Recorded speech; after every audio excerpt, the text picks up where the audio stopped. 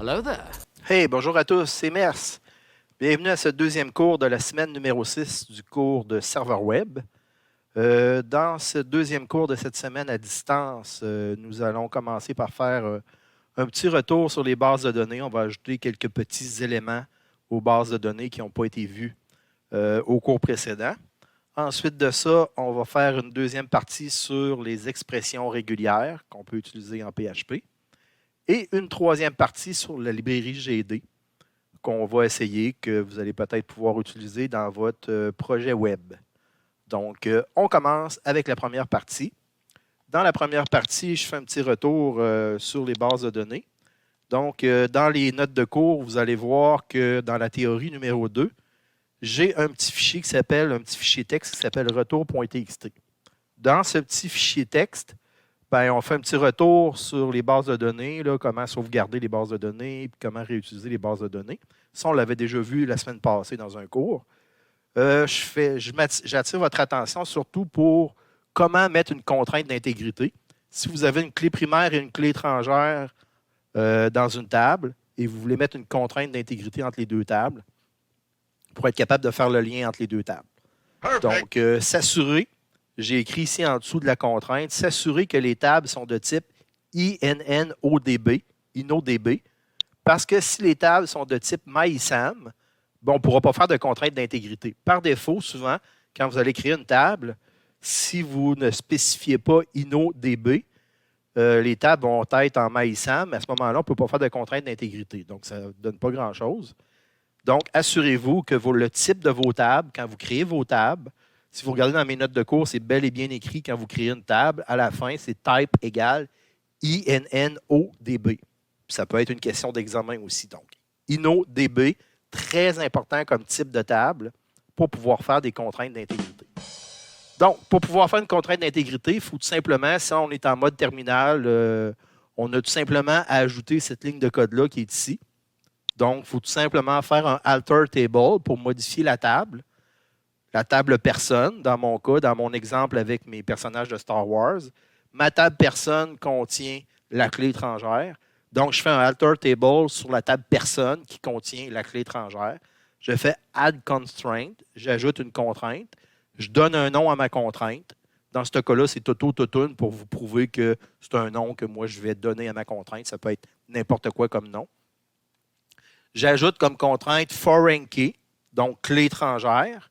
No type. Donc, ça, c'est mon champ qui va contenir ma clé étrangère. Reference, je fais référence à ma table sorte qui contient no type comme clé primaire. Donc, je répète, je modifie ma table personne, alter table personne. J'ajoute la contrainte, je donne un nom à ma contrainte. La clé étrangère, c'est no type dans ma table personne, puis qui fait référence à no type dans ma table sorte. Donc, très important, si vous êtes en mode terminal, vous ajoutez tout simplement cette ligne de code-là qui se termine par un point-virgule. Ça va faire un lien entre ma clé primaire, clé étrangère, dans une table qui contient une clé primaire et une table qui contient une clé étrangère pour faire le lien entre les deux tables. Donc, je vous fais une petite démonstration. Je vais aller dans ma machine virtuelle. Dans ma machine virtuelle, je vais vous faire la même démo, mais avec PHP-MyAdmin.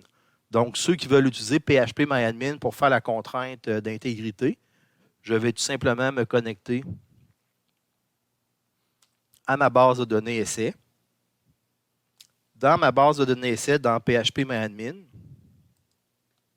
je vais sur ma base de données essai. Je clique sur ma table qui contient ma clé étrangère. Donc, dans ce cas-là, c'est ma table personne. Donc, j'aimerais que ma table personne, je vais dans Structure. Dans Structure, mon NoType qui est là. Donc, j'ajoute une clé étrangère à NoType pour permettre de faire une contrainte d'intégrité. Tout dépendant de la version de PHP-MyAdmin que vous avez, il y en a que c'est plus en bas ici que vous allez avoir les contraintes d'intégrité. Moi, dans ma version française, ici, j'ai Vue relationnelle. Donc, je vais tout simplement cliquer sur Vue relationnelle. Donc, dans Vue relationnelle, ici, je vais tout simplement pouvoir ajouter une contrainte de clé étrangère. Donc, je vais donner un nom à ma contrainte, comme je vais faire, par exemple, je vais faire la même chose que dans mon exemple. Je vais l'appeler Toto, souligné Totoun. Le nom de ma colonne, ben, ça va être ma colonne NoType. Ma contrainte de clé étrangère, donc je fais référence à ma base de données essai. Je fais référence à ma table sorte. Et je fais référence à NoType qui est là.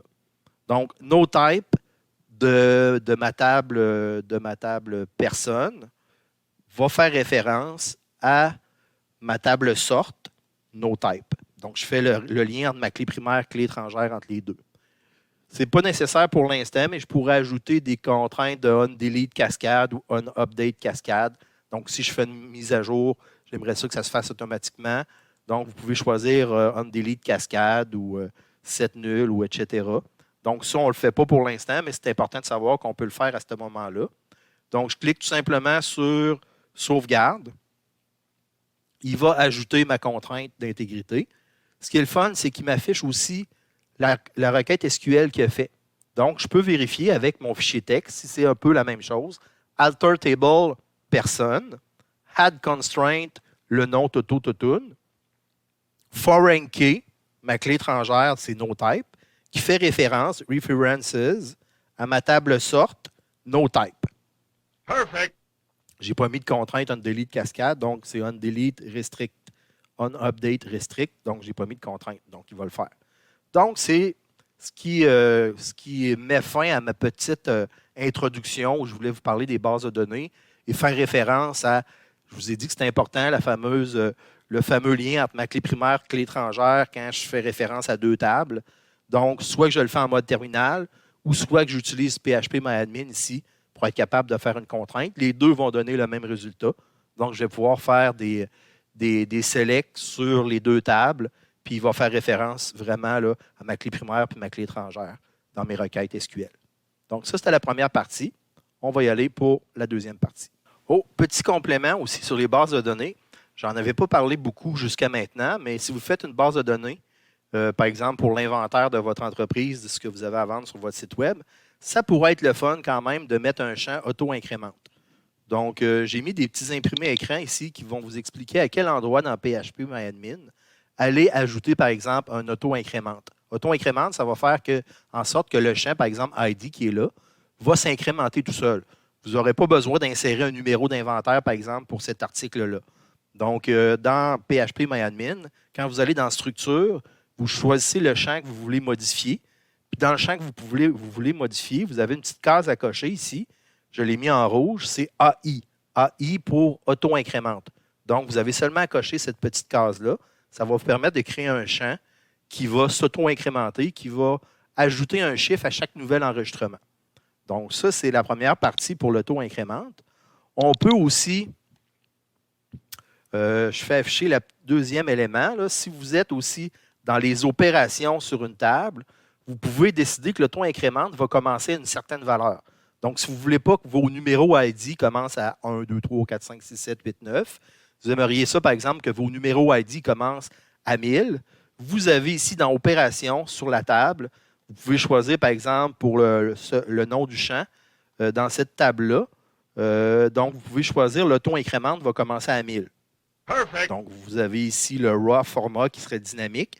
Donc, à chaque fois que vous allez ajouter un nouvel enregistrement, au lieu de commencer à 1, 2, 3, 4, 5, 6, il pourrait commencer à 1000. C'est assez rare qu'on voit un numéro ID, un numéro d'inventaire qui commence à 1, 2, 3, 4, 5. Souvent, c'est des chiffres qui sont un peu plus gros que ça. Donc, on pourrait commencer, par exemple, notre auto-incrémente ici à 1000. Donc, ça, c'était la deuxième petite portion pour ceux qui voudraient faire un auto-incrémente. Vous reviendrez à cette portion de vidéo-là si vous en avez besoin. J'ajoute un troisième petit élément en conclusion pour mes bases de données. C'est si jamais vous voulez laisser le choix, par exemple, dans un champ quelconque, vous ne voudriez pas qu'il y ait plusieurs types de choix. Comme par exemple, ici, j'ai pour une table, j'aimerais ça que pour la couleur, le champ couleur, j'aimerais ça tout simplement que la couleur, on ajoute un enum qui serait soit vert, soit rouge ou soit bleu. Donc, vous pouvez voir ici que dans PHPMyAdmin, pour les caractéristiques d'un champ comme couleur, qui est un champ enum, ce serait un champ ENUM, donc une énumération. Donc, je pourrais lui laisser le choix, soit on rentre vert, soit on rentre rouge, soit on rentre bleu. Ça pourrait être la même chose pour le sexe. Ça pourrait être masculin ou féminin ou autre. Donc, on pourrait laisser un choix comme ça. Donc, la base de données va contenir seulement, dans ce cas-là, pour la couleur, soit vert, soit rouge, soit bleu. Puis en bas, vous avez l'équivalent en requête SQL. Donc, dans ce petit démo-là, vous avez l'équivalent. Si vous voulez faire un champ d'énumération où on ne veut pas laisser le choix à l'utilisateur de rentrer autre chose, dans ce cas-là, pour une couleur, c'est vert, rouge, bleu. Il ne peut pas rentrer noir, il ne peut pas rentrer orange. Donc, dans ce cas-là, on a l'équivalent SQL, puis on a l'équivalent dans PHP-MyAdmin, comment faire un champ avec une énumération. Dans cette deuxième partie, nous allons voir les expressions régulières. Les expressions régulières, c'est un terme qu'on utilise dans à peu près tous les langages informatiques, qui consiste vraiment là, à comparer une expression dans une chaîne de caractères avec une expression régulière qu'on s'est créée pour voir si l'expression vraiment fonctionne avec l'expression régulière. Si vous posez la question, on l'a déjà fait. Ceux qui ont fait le laboratoire sur le clonage de pages web, c'est un peu ça qu'on faisait. On cherchait une chaîne de caractères dans une page web, puis quand on trouvait la correspondance, on entrait à l'intérieur du if. Donc, on va aller un petit peu plus loin dans la comparaison des chaînes de caractères avec les expressions régulières. Perfect. Il existe des fonctions en PHP aussi qui vont nous permettre d'utiliser ces expressions régulières-là. Ça peut être utilisé aussi pour MySQL puis un paquet d'autres choses pour comparer des chaînes de caractères. Donc, on a une petite explication. Le document que j'ai mis dans les notes de cours, ben, je vais passer rapidement dessus, puis par la suite, je vais aller faire des exemples dans notre machine virtuelle pour voir vraiment concrètement comment on pourrait utiliser ces expressions régulières-là pour vérifier des chaînes de caractères. Donc, qu'est-ce qu'on peut faire avec les chaînes de caractères, avec les expressions régulières? Vérifier la validité des chaînes. Donc, des emails, des entrées chiffrées, des textes, etc. Extraire des parties bien précises d'une chaîne. C'est ce qu'on faisait dans le clonage de pages web. Puis bien d'autres choses encore. Donc, exemple avec les bases de données. Comment on fait pour construire une expression régulière? Bien, il y a plusieurs façons. Donc, vous allez voir, là, je vais prendre le temps vraiment d'expliquer certaines utilités qu'on a avec les expressions régulières. Il y en a d'autres, je vais vous les laisser lire dans le document. Je vais passer rapidement, donc ils ne reviendront probablement pas à l'examen. Mais ce sur quoi je vais insister, c'est sûr qu'il peut y avoir des questions là-dessus à l'examen. Comme par exemple, pour vérifier si une chaîne de caractères commence par quelque chose, donc on peut utiliser là, le petit chapeau qui est ici. Donc, si je commence par petit chapeau début, ça veut dire chaîne qui commence par début. Donc, on peut vérifier si une chaîne de caractères va commencer par quelque chose. Même chose pour la fin. Donc, on peut utiliser, par exemple, le signe de dollar pour vérifier si ça se termine par cette chaîne de caractères-là. Oups! J'attire votre attention. En PHP, on utilise beaucoup le signe de dollar pour les variables. Donc, ça pourrait créer une incohérence là, avec le signe de dollar qu'on met à la fin. All right, all right, all right. Donc, j'ai trouvé un équivalent. Donc, il est plus petit que crochet, P majuscule, P minuscule, fermer le crochet, fermer le plus grand que. Donc, ça va être l'équivalent en PHP parce qu'évidemment, le signe de dollar, c'est un symbole qui est réservé en PHP pour les variables. Donc, on a l'équivalent qui est là. On va faire un exemple avec ça. Évidemment, on peut utiliser le signe de début et le signe de fin. Ça va faire que la chaîne de caractères va être exactement pareille comme ce qui est entre le début et ce qui est entre la fin. Donc, vous avez ici chaîne. Donc, il faut absolument que ça commence par le C, puis ça se termine par le E. Puis entre les deux, il faut absolument qu'il y ait chaîne. Donc, ça ne se dit pas très bien de la façon dont je l'ai dit, là, mais il faut absolument qu'il y ait seulement chaîne dans la chaîne de caractères qui est là. Vous pouvez aussi vérifier si à quelque part dans la chaîne, ça contient ABC. Donc, si vous ne mettez pas de caractère de début, vous ne mettez pas de caractère de fin, à ce moment-là, vous pouvez juste vérifier s'il y a ABC quelque part dans la chaîne de caractères. C'est ce qui nous permettait de faire une bonne partie du clonage de page web, juste vérifier s'il y avait un petit bout de chaîne de caractères à l'intérieur qui correspondait à ce qu'on cherchait. Ça va un petit peu vite. C'est sûr que là, ici en ligne, comme ça, je n'ai pas de questions. Donc, je poursuis avec les symboles. Il y a des symboles qui nous permettent de faire vraiment là, des vérifications sur les chaînes de caractères.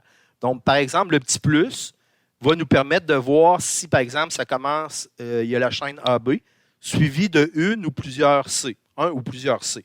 Donc, le petit plus fait en sorte qu'il peut avoir un ou plusieurs C par la suite. Donc, ABC serait accepté, ABCC serait accepté, etc.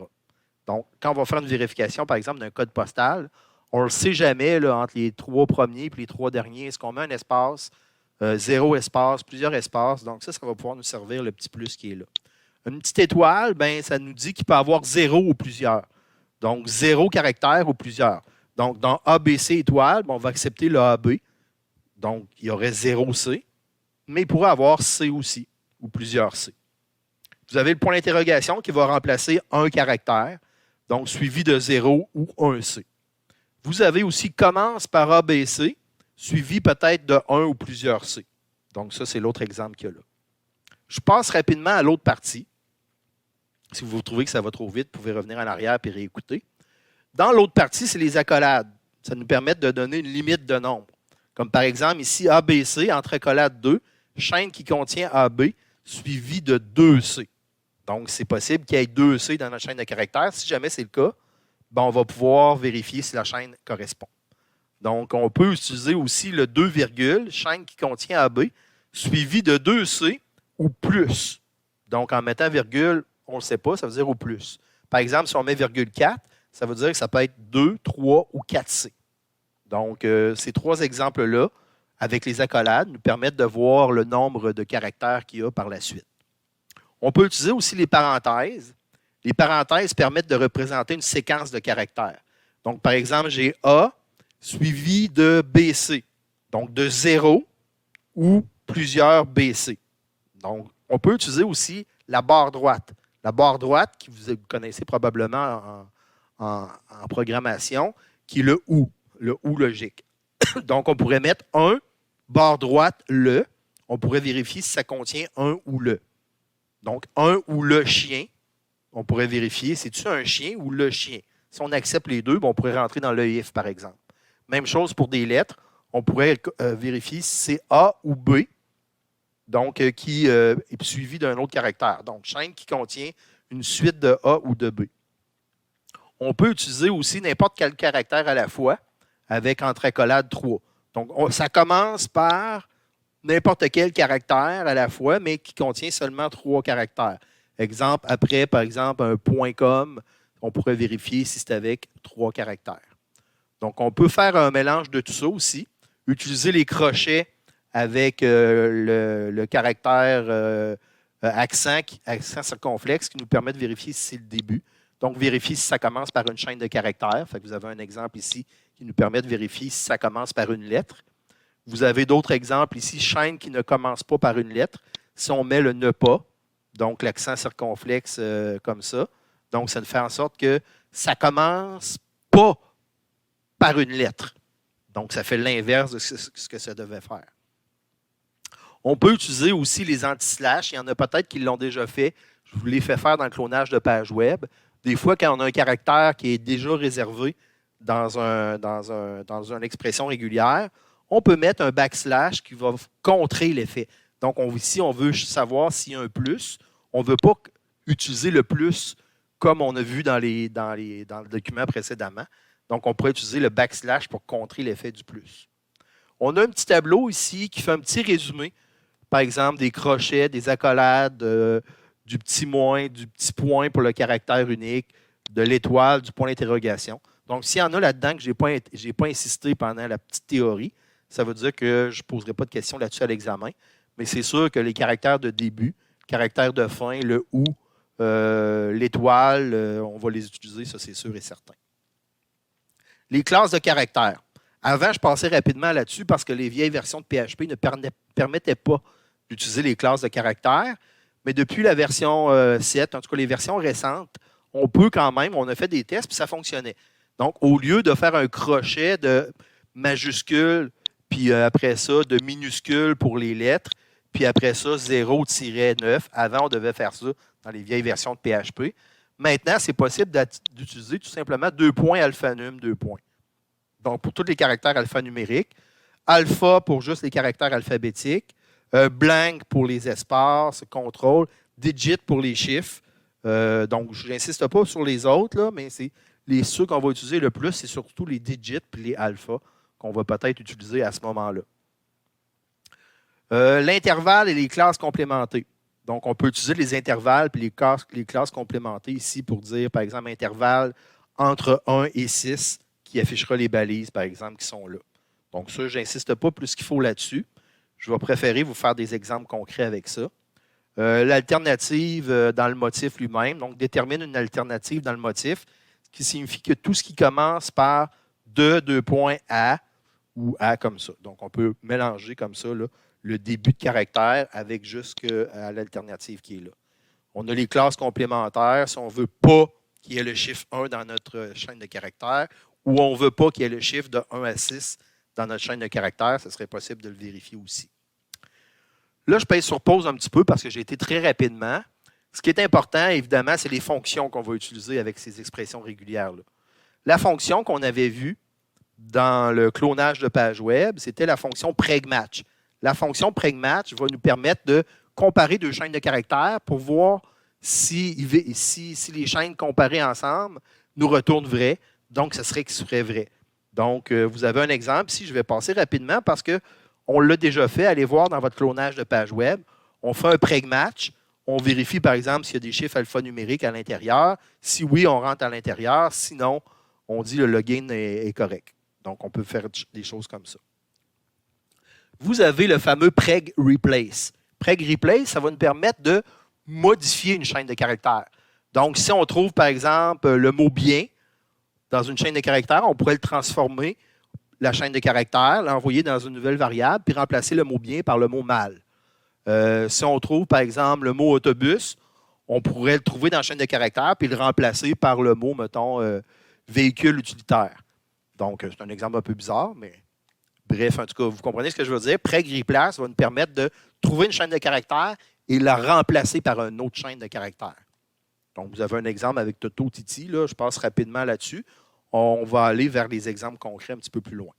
Vous avez un exemple aussi pour supprimer des espaces. Vous avez ça dans les notes de cours. Ça peut être cool, par exemple, vous avez une chaîne de caractères, puis les espaces vous causent des problèmes.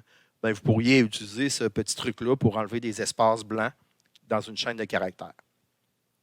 Vous avez la fonction PregSplit qui va prendre une chaîne de caractères, puis mettons, à chaque fois qu'on rencontre une barre droite, on va faire un split, puis on va créer un tableau. Donc, on avait la même fonction qui faisait à peu près le même travail. Dans les travaux précédents, on utilisait Explode. Ceux qui ont déjà vu la fonction Explode, il y avait une question là-dessus à l'examen 1. La fonction PregSplit va faire la même chose que Explode. Si on trouve un caractère précis, bien, on va les séparer puis les mettre dans un tableau en résultat. Donc, la fonction PregSplit fait à peu près la même chose que la fonction Explode qu'on avait vue avant l'examen numéro 1. Donc, ça permet de scinder une chaîne de caractères puis capturer les positions. Fait qu'on a un petit résumé ici des options qu'on peut mettre à la fin. Je ne les regarderai pas tous avec vous. Je vais insister sur le petit i parce que souvent, on va mettre un petit i à la fin d'un preg, par exemple, d'un PregMatch pour pas qu'il fasse la différence entre les majuscules et les minuscules. Donc, qu'il soit insensible à la case. Je l'ai mis en jaune ici. Donc, on peut vraiment, là, c'est une des fonctions, une des options, je devrais dire, qu'on va utiliser le plus après une fonction pour voir, que ce soit majuscule ou minuscule, par exemple, pour un code postal, on s'en fout un petit peu. On va l'accepter, par exemple, si c'est majuscule ou minuscule. Donc, je passe rapidement sur ce tableau-là. J'ai mis en jaune vraiment ce qu'il fallait retenir, là, par exemple, pour un caractère de fin de ligne qu'on peut utiliser, le point, etc. Donc, je descends un petit peu en bas du tableau. Les expressions régulières et MySQL, bien évidemment, ça permet d'aller voir dans une requête SQL.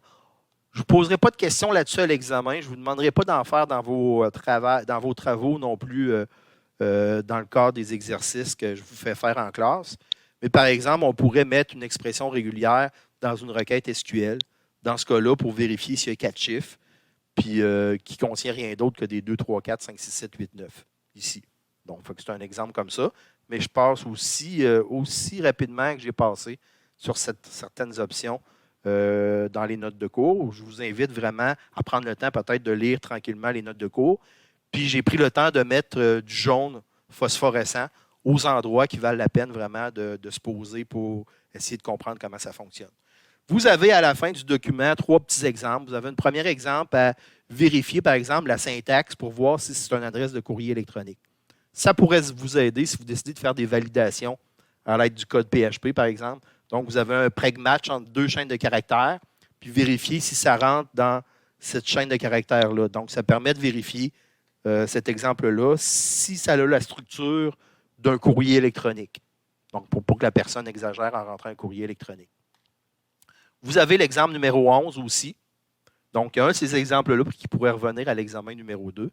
Je fais un preg match pour vérifier si ça rentre dans ces chaînes de caractères-là, pour vérifier si c'est un code postal. Donc, ça commence par une lettre, suivie d'un chiffre, suivi d'une lettre, suivi de un ou plusieurs espaces, suivi d'un chiffre, d'une lettre et d'un chiffre, peu importe majuscule ou minuscule avec le petit i qui est là. Donc, on vérifie dans signe de dollar code postal. Si ça rentre dedans, ou si ça ne rentre pas dedans, ben, parce qu'on l'a mis le ne pas ici, on dit que ce code postal est incorrect. Donc, ça pourrait être une validation d'un formulaire. Même chose pour un numéro de téléphone. On sait que nous autres, ici au Canada, ben, on a le code régional suivi de 3 chiffres, ensuite de ça, du 4 chiffres. Donc, on pourrait vérifier si ce que la personne a rentré, ça a le format d'un numéro de téléphone qu'on utilise ici. Donc, je passe rapidement là-dessus parce qu'on va aller dans notre machine virtuelle et on va faire quelques exemples concrets. Ceux qui sont visuels comme moi, ben, vous allez peut-être préférer avoir des exemples concrets. Donc, ce que je fais, c'est que je vais dans ma machine virtuelle. J'ai ouvert un fichier qui a du code PHP à l'intérieur qui va vérifier les expressions régulières. Donc, mon premier fichier, c'est un fichier HTML. Il n'y a pas de PHP à l'intérieur. C'est tout simplement un formulaire qui va capter une chaîne de caractères qu'on va entrer. Puis après ça, quand on va cliquer sur le bouton « Envoyer », on va appeler une page PHP qui, elle, va faire des comparaisons. Okay? Donc, je vais vous montrer la première page. La première page, c'est tout simplement un formulaire, comme ça, il n'y a pas d'HTML, où on va pouvoir rentrer, par exemple, un petit commentaire. On va cliquer sur le bouton « Envoyer ». Ça va appeler ma page PHP. Donc, avant de faire mes exemples concrets, on va regarder ligne par ligne. On va essayer de recréer les exemples concrets qu'il y a dans le code PHP. Puis en passant, ces deux fichiers-là, ben, je vous les donne dans mes notes de cours. Donc, vous allez pouvoir les réutiliser à bon escient si vous voulez l'avoir. Je vous donne dans mes notes de cours ces deux fichiers-là. Donc, si on regarde dans mon fichier PHP, tout ce qu'on fait ici pour le début, en PHP, on fait un écho, voici la phrase, puis on fait afficher la phrase. Ensuite de ça, on va commencer par la première fois qu'on fait une expression régulière. On fait un preg match. On va aller vérifier si la phrase commence par « il y a », peu importe majuscule ou minuscule. Si la phrase commence par « il y a », je rentre dans mon if, puis j'affiche la phrase commence par « il y a ». C'est assez simple. Je veux juste voir si la chaîne de caractères commence par « il y a ». On va faire un exemple. Ici, si j'écris tout simplement « il y a des salutations ». Donc, normalement, la phrase commence par « il y a ». Donc, si on clique sur le bouton « Envoyer », voici la phrase « il y a des salutations ». Puis, comme résultat, ça écrit « la phrase commence par « il y a ». Donc, elle est entrée vraiment dans mon if. Donc, si je regarde dans mon code, c'est rentré dans mon if parce que la phrase commence par « il y a ». Puis, ça l'affiche tout simplement « la phrase commence par « il y a ». Si, mettons, en avant, OK, je reviens à mon formulaire. Si en avant du « il y a », je mets, mettons, « TTT », la phrase ne commencera plus par « il y a ». Donc, si je clique sur « Envoyer », la phrase « TTT, il y a des salutations », ce n'est pas rentré dans mon if. Donc, ça ne l'a pas affiché, la phrase commence par « il y a ». On passe au deuxième exemple. Dans mon deuxième exemple, ici, je vérifie si la phrase se termine par « finit bien ». OK? Donc, je l'ai mis en commentaire ici parce que le signe de dollar, c'est difficile en PHP.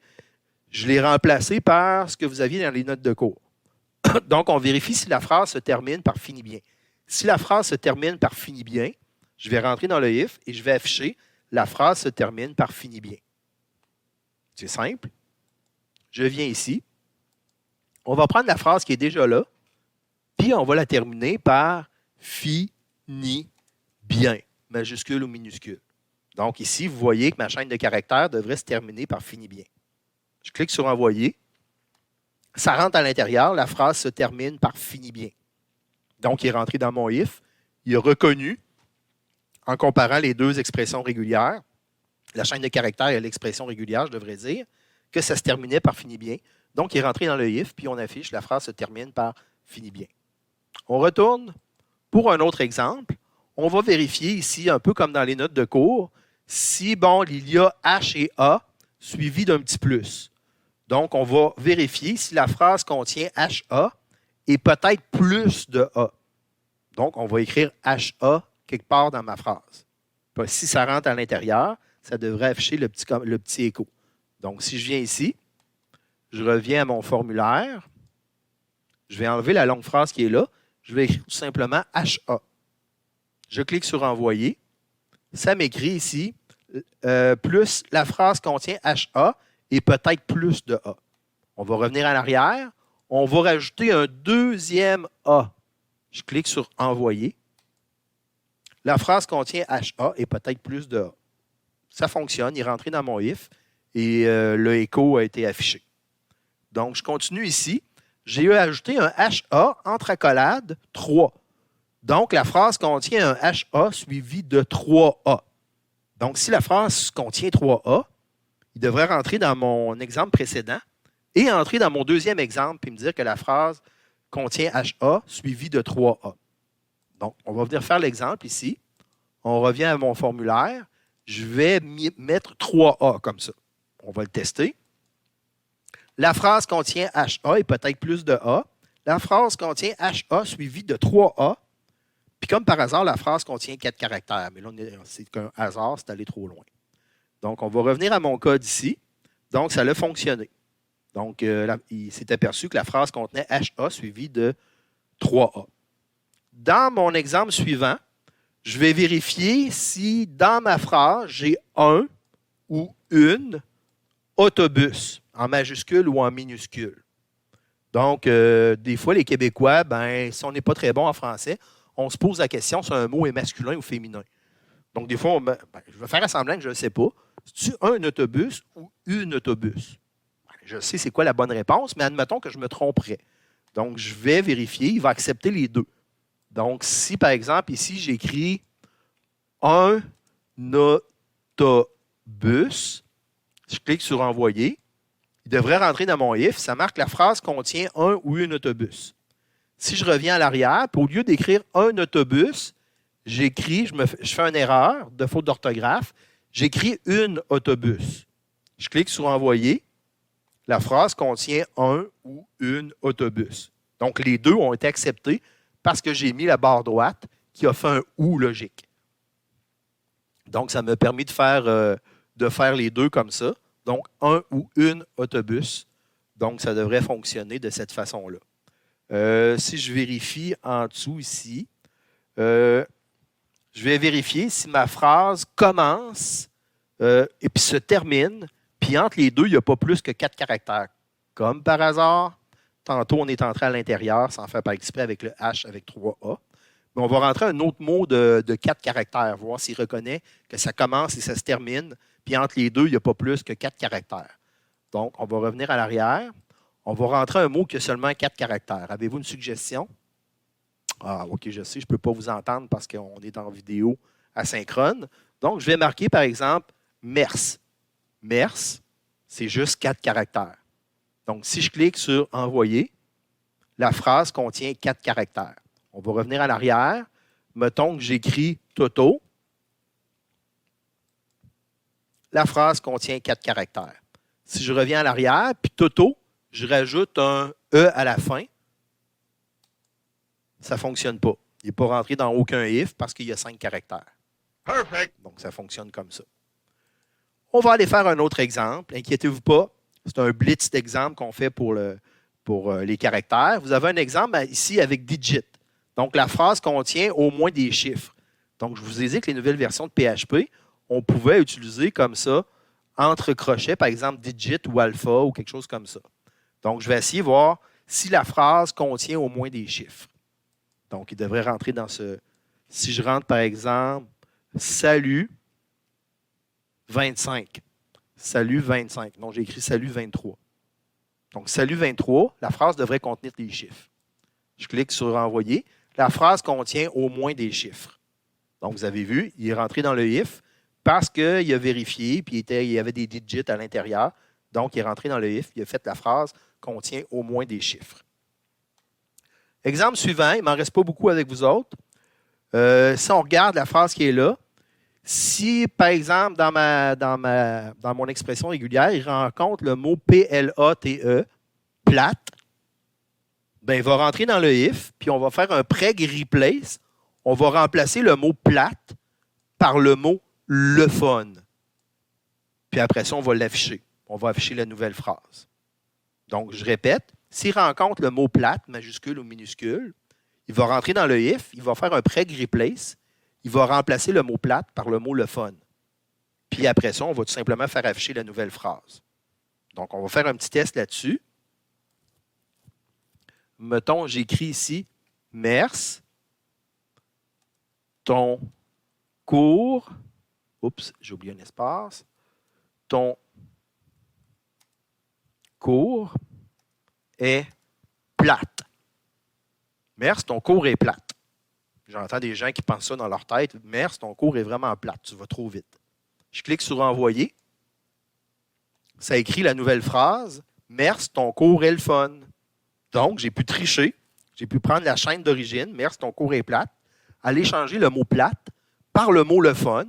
Donc, la nouvelle phrase, ça serait « Merci, ton cours est le fun. » Nom de Dieu! Donc, ça fait un petit changement. Désolé pour mon humour peut-être pas très agréable. Ensuite de ça, on va aller vérifier dans une chaîne de caractères. Il me reste juste 2 exemples à voir avec vous autres. On va vérifier s'il y a un A commercial dans une chaîne de caractères. Si on rencontre un A commercial, on n'a pas pris le gros exemple des notes de cours, on l'a simplifié au possible. Donc, s'il rencontre un A commercial, il va en déduire, il va rentrer dans le if, puis il va dire que c'est un email. On va voir si ça fonctionne. Donc, si je remplace, ça ici, je marque, mettons, MERS, A commercial, CA, non, MERS, A commercial, toi.ca.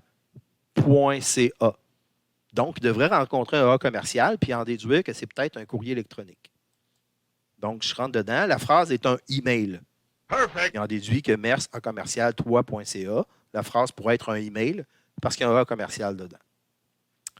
On y va avec le dernier exemple. Le dernier exemple ici, c'est tout simplement un preg match. On va vérifier si ça commence par une lettre, suivie d'un chiffre, suivi d'une lettre, majuscule ou minuscule, avec un espace, avec une étoile, ça veut dire un ou plusieurs espaces, suivi d'un chiffre, suivi d'une lettre, suivi d'un chiffre. Donc, ici au Canada, ça veut dire quoi? Cette petite expression régulière-là. Ça veut dire que s'il rentre dans le if, ça veut dire la phrase est un code postal. Donc, on va aller vérifier. Si on rentre un code postal. Run. Si on rentre, mettons, le code postal du Père Noël, H0H espace O, non pas O, 0H0. Donc, le code postal du Père Noël, H0H O H, non, 0H0, excusez, je me trompe tout le temps entre les O et les H et les 0. Donc, si je clique sur Envoyer, la phrase contient au moins des chiffres, ça c'est vrai, il est rentré dans le if. La phrase est un code postal. On va faire un petit essai final pour cette partie de cours-là. Étant donné que j'avais une étoile, si je mets, mettons que je me trompe, je mets 2 espaces blancs. Est-ce qu'il va rentrer quand même dans mon if à cause que j'ai mis espace étoile? Prenez vos gageures. On l'essaye, on clique sur Envoyer. La phrase est un code postal. Donc, il est rentré quand même parce qu'il y avait un ou plusieurs espaces. Donc, je reviens ici à mon code. Je vous ai mis en note ici, par exemple, un code postal. Puis, j'avais fait l'exemple avec du vieux code, mais en tout cas. Donc, ça fonctionne comme ça. Donc, la deuxième partie sur les expressions régulières, le fichier 21 expressions.php avec tous les exemples que je viens de faire avec vous pour comparer une chaîne de caractères avec une expression régulière, ben, je vous le donne dans mes notes de cours. Donc, vous pouvez aller voir ce code-là et le faire fonctionner en PHP. Donc, on va passer à la troisième partie. J'avais prévu 3 parties pour ce cours, mais la troisième partie, je vais attendre à la semaine prochaine, après la semaine de lecture, pour la faire probablement en présence avec vous, parce que ça va être un peu plus spectaculaire si je fais la troisième partie en présence avec vous, au lieu de la faire comme ça à distance. Donc, je vais prendre la chance. Si jamais on peut être en présence après la semaine de lecture, je vais voir pour faire cette troisième partie-là avec vous. Donc, je vous rappelle que si jamais vous avez des questions, vous pouvez me joindre sur Teams ou m'envoyer un MIO pour communiquer avec moi. Sinon, peut-être mettre à jour vos laboratoires, au moins vous rendre jusqu'au laboratoire. Je vais mettre un nouveau laboratoire cette semaine parce que la semaine prochaine, c'est une semaine de lecture, donc vous avez plus de temps. Si jamais vous ne voulez pas commencer votre projet tout de suite, votre projet web, vous pouvez faire le laboratoire 7 sur MySQL. Si vous me posez la question, pourquoi on est passé du laboratoire 5 au laboratoire 7, le laboratoire 6, je ne l'ai pas oublié. Il va venir après la semaine de lecture. Donc, je vous souhaite une bonne semaine de lecture. N'oubliez pas, si vous avez des questions par MIO, on peut se joindre sur Teams aussi. Je vais être disponible pour répondre à vos questions. Donc, merci à vous. Bonne fin de journée. In case I don't see ya, good afternoon, good evening, and good night.